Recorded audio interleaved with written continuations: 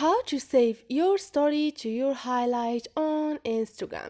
Hi guys, in this video I will walk you through how to save your story to your highlight on Instagram.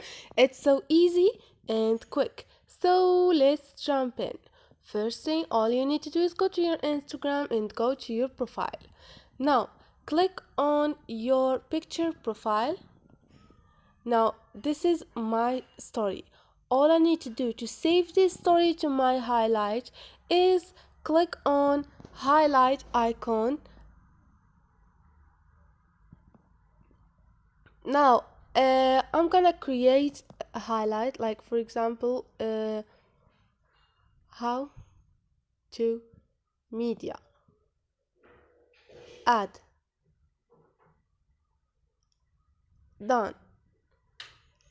Now like you see, there is a highlight on my profile. I'm gonna click on it. This is it.